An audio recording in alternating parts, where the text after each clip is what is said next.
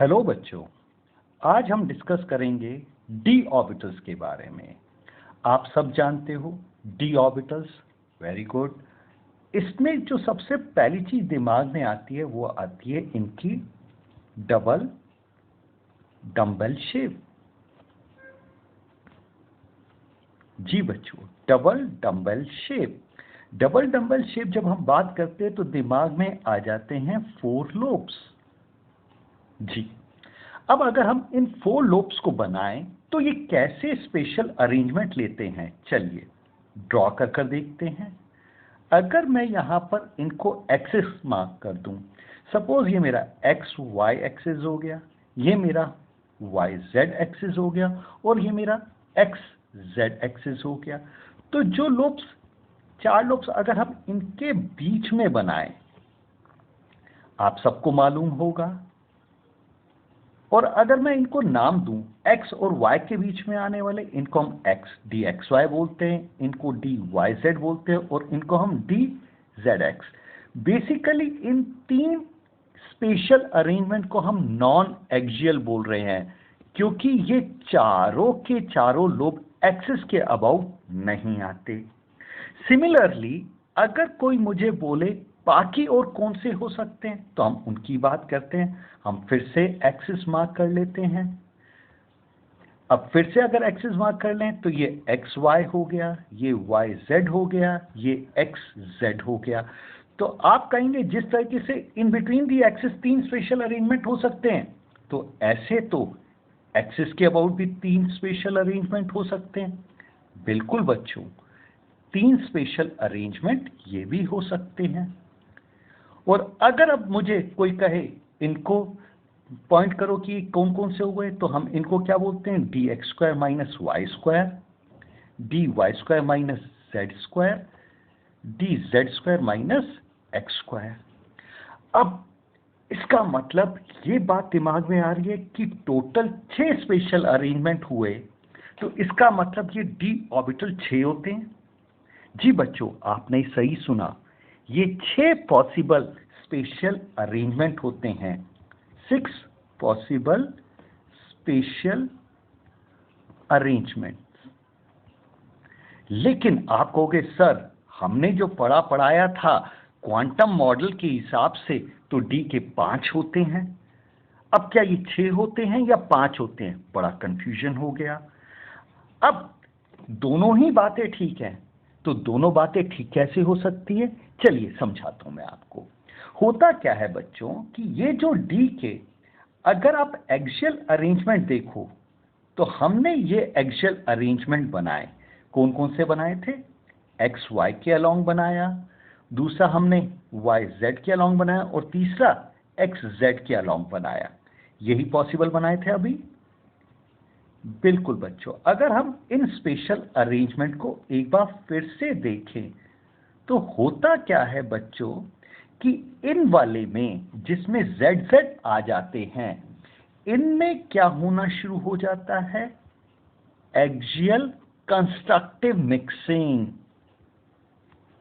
क्या word use किया हमने?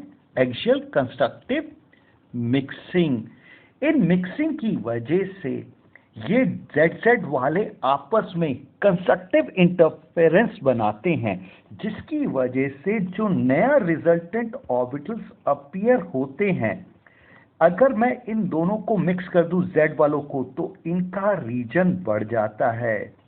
वेरी गुड, हाँ, इस तरीके से ये दोनों लोब्स थोड़े से फैल जाएंगे।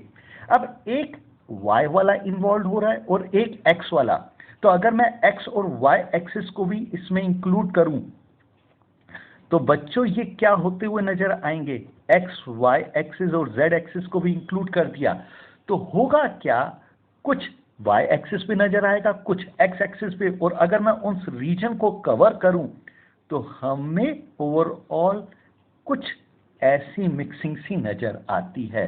और राइटली आपने सो गैस किया, it is not D z square, क्योंकि ये जो जेड वाले थे ये एक्सिस के अबाउट थे, जिनमें कंस्ट्रक्टिव इंटरफेरेंस बन रहा और जिनकी इलेक्ट्रॉन डेंसिटी बढ़ती नजर आ रही है। एज अ रिजल्ट अभी कोई मुझसे बोले कि अब कितने अरेंजमेंट नजर आए, तो अब बिल्कुल सही, डी के 5 स्पेशल अरेंजमेंट हुए।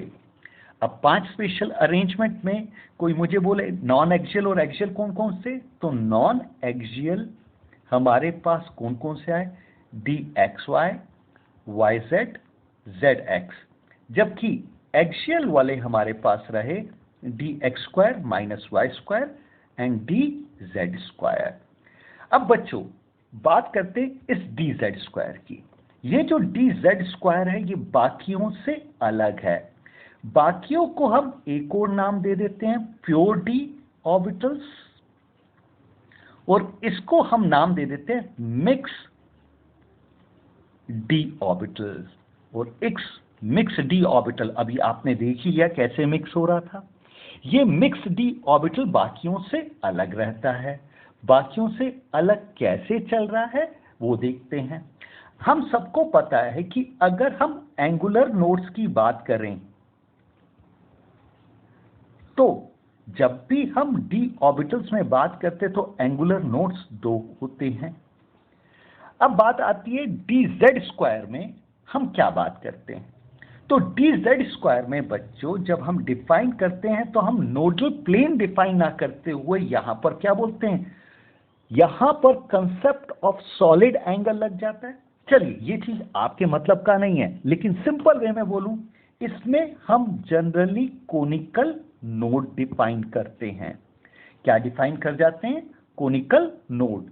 ये बाकी से डिफरेंट चलता है, इसीलिए इसमें हम एक स्पेशल वर्डिंग यूज करते हैं जो आप लोगों को ध्यान में रखना है, कोनिकल नोड। अब दूसरी इंपॉर्टेंट बात जो हमें इसमें ध्यान रखनी होती है वो क्या है, जैसे हमें पता है कि ऑर्बिटल स्क्रीनिंग अफेक्ट करते हैं। तो अगर मैं प्योर डी ऑर्बिटल्स ले लूं, ऐसे ऑर्बिटल जो एक्सिस पे या इन बिटवीन दी एक्सिस थे, ये ले लूं या ऐसा बना दूं। अगर मैं सेंटर पे थोड़ी देर के लिए न्यूक्लियस ले लूं, ये मेरा रेड वाला पोर्शन क्या हो गया, न्यूक्लियस हो गया। तो ये क्या है मेरे प्योर डी ऑर्बिटल्स।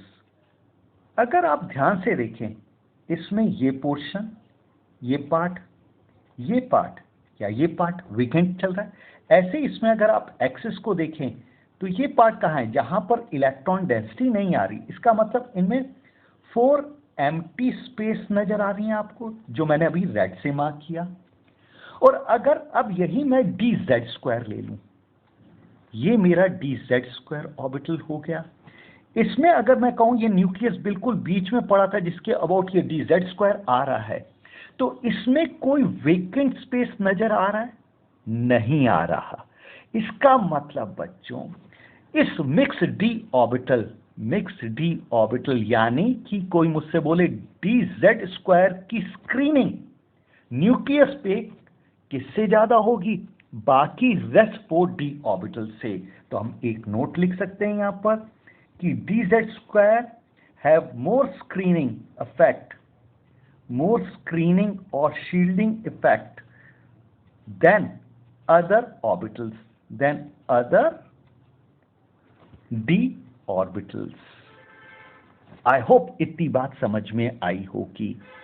इस बात के बाद हम नेक्स्ट जो बात सोचते हैं दिमाग में कि डी ऑर्बिटल्स किस तरीके के बॉन्ड्स बनाता है, चलिए उसको भी डिस्कस करते हैं। ऑर्बिटल्स जो बॉन्ड्स बनाता है वो कैसे नजर आते हैं। तो हम कहते हैं बच्चों डी ऑर्बिटल की टेंडेंसी सिग्मा बॉन्ड बनाने की भी होती है, पाई बॉन्ड्स बनाने की भी होती है, और डेल्टा बॉन्ड बनाने की भी होती है। अब ये क्या क्या होता है आइए समझते हैं। तो अगर कोई मुझसे बोले सिग्मा बॉन्ड डी ऑर्बिटल्स किस तरीके से फॉर्म करता है, तो देखते हैं। अगर ये मेरा प्योर डी ऑर्बिटल है, ये दूसरे प्योर डी ऑर्बिटल के साथ मिक्स कर क्या बनाएगा बच्चों, सिग्मा बॉन्ड। बिल्कुल बच्चों, तो इस वक्त कोई भी प्योर 2 डी ऑर्बिटल्स आ सकते हैं और वो बना सकते हैं। ऐसा ही हम बात कर सकते हैं डी जेड स्क्वायर की। ये डी जेड स्क्वायर दूसरे डी जेड स्क्वायर के साथ मिलकर फिर क्या बना सकता है, सिग्मा बॉन्ड। इसका मतलब सिग्मा बॉन्ड के लिए कितने लोब्स की जरूरत थी, 2 लोब्स की जरूरत थी, और वो बना रहा है। Now the question is D z square जो डी जेड स्क्वायर वाला बना रहा था या प्योर डी ऑर्बिटल्स वाला बना रहा था, कौन सा ज्यादा इफेक्टिव होगा? तो आंसर आई होप अब तक आप लोगों ने गेस कर लिया होगा। नहीं कर पाए तो ध्यान से सुनिएगा। जब भी हम बात करते हैं सिग्मा बॉन्ड की, तो जो D z square is forming sigma bond is more stable, more effective, forming dz square forming sigma bond is more effective। अब आप बोलोगे इसका रीजन क्या है? तो बच्चों मुझे बताओ कि जब dz स्क्वायर होता है तो इसमें टोटल लोब्स कितने आए? जो आपको नजर आ रहे हैं वो 2 लोब्स नजर आ रहे हैं, जबकि बाकी के प्योर डी ऑर्बिटल्स में 4 लोब्स नजर आ रहे हैं। तो इलेक्ट्रॉन डेंसिटी टोटल डी की 2 लोब्स में ज्यादा होगी या 4 लोब्स में? Yes, you guess it right, 2 lobes में इलेक्ट्रॉन डेंसिटी ज्यादा होगी एज कंपेयर टू 4 लोब्स। इसी वजह से डी जेड स्क्वायर के सिग्मा बॉन्ड स्ट्रॉन्गर माने जाते हैं as compare to other d orbitals. I hope ये मेरी बात क्लियर हुई होगी। अब नेक्स्ट बात करते हैं, पाई बॉन्ड्स डी ऑर्बिटल्स कैसे बनाता है, तो वो भी चेक करते हैं। अब पाई बॉन्ड्स बनाने के लिए हमारे पास साइडवेज ओवरलैप होने चाहिए। कैसे होने चाहिए? Sideways overlap. तो ये साइडवेज ओवरलैप किसके साथ और कैसे करता है? तो साइडवेज ओवरलैप के लिए हम कहते हैं कि पी पाई डी पाई बॉन्ड बना सकता है। बिल्कुल। तो अगर कोई मुझसे बोले पी पाई डी पाई बॉन्ड कैसे बन रहे होंगे, तो चलिए, ये हमारा डी ऑर्बिटल्स हो गए और एक मेरा p ऑर्बिटल हो गया, तो ये d वाला हो गया, ये p वाला हो गया।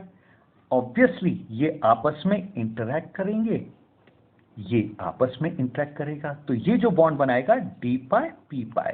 लेकिन यहां ध्यान रखिएगा, ये जो d वाला होगा ये प्योर d ऑर्बिटल होगा और ये p वाला प्योर d का मतलब dxy yz zx x square minus y square. अब अगर आप कहें डी जेड स्क्वायर वाला सर बना ही नहीं पाएगा, चलिए वो भी देखते हैं।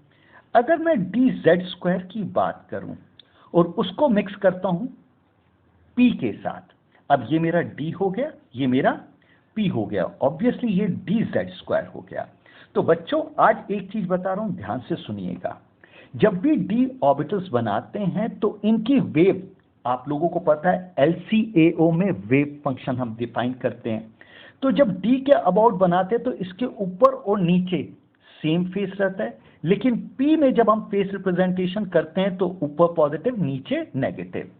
ऐसे अगर यहां पर देखें तो d में ऊपर पॉजिटिव है तो नीचे भी पॉजिटिव, इधर नेगेटिव है तो इधर भी नेगेटिव, p में ऊपर पॉजिटिव नीचे नेगेटिव।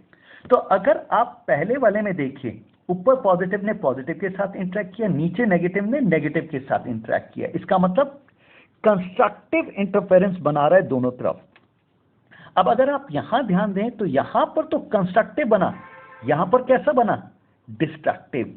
इसलिए डी जेड स्क्वायर पी वाले के साथ इफेक्टिव पाई बॉन्ड नहीं बनता, लेकिन बाकी डी के ऑर्बिटल पी के साथ इफेक्टिव ओवरलैपिंग कर ले जाते हैं। आई थिंक पाई बॉन्ड का ये कंसेप्ट समझ में आया डी के साथ। अब अगली बात करते हैं, वो है हमारा डेल्टा बॉन्ड। जब हम बच्चों डेल्टा बॉन्ड्स की बात करते हैं तो ऑब्वियसली 4 लोब्स आ जाते हैं, और 4 लोब्स वाले कैसे डेल्टा बॉन्ड्स बनाते हैं? तो 4 लोब्स वाले अगर डेल्टा बॉन्ड्स दिखाने हों तो ये चारों लोब्स कैसे इंटरेक्ट करेंगे बच्चों? इसका मतलब इसके साथ हमारे पास एक और डी ऑर्बिटल आना चाहिए। अब वो एक और डी ऑर्बिटल आएगा तो वो कैसे इंटरेक्ट करेगा? आप सोच के बताएं कि कैसे इंटरेक्ट करना चाहिए उसको। तो अगर हम कहें कि इसमें कौन से किसके साथ इंटरेक्ट करेंगे, बताएं बच्चों कि कौन से किसके साथ पाई बॉन्ड्स बनाएंगे। तो पाई बॉन्ड्स कैसे बनेगा आप सोच बता सकते हैं? चारों ऑर्बिटल्स एक साथ ओवरलैप करें, तो चारों तभी ओवरलैप करेंगे जब एक दूसरे के पैरेलल नजर आए। अब आप देखिए, मैं मार्क कर कर दिखाता हूं कि ये नेगेटिव वाला इसके साथ, ये नेगेटिव वाला इसके साथ नजर आ रहे हैं, ये पैरेलल होगा एक दूसरे के। दूसरे कौन से नजर आ रहे हैं आपको? आप देखिए, ये पॉजिटिव इसके साथ, ये पॉजिटिव इसके साथ, चारों लोब्स इंटरैक्ट कर रहे हैं। चलिए ये तो हो गया 2D विजन, मैं आपको इसका 3D विजन दिखाता हूं। ये मेरे पास 4 लोब्स हो गए, इन्हीं के साथ मेरे पास दूसरे 4 आ गए, वो आपस में इंटरैक्ट कर गए। तो हम कहते हैं इस तरीके के बॉन्ड जो बने जिनमें चारों लोब्स इन्वॉल्व हो गए, दोनों डी ऑर्बिटल्स के, तो हम इनको कहते हैं क्या? Delta bond. हाँ जी बच्चों, अब अगर मैं आपसे कहूं कौन सा डेल्टा बॉन्ड नहीं बनाता, तो DZ² वाला कभी भी डेल्टा बॉन्ड नहीं बना सकता। क्यों नहीं बना सकता? क्योंकि बेटा उनमें 2 लोब्स होते हैं। आई होप मेरी यहां तक बातें समझ में आ गई होंगी। थैंक यू बच्चों।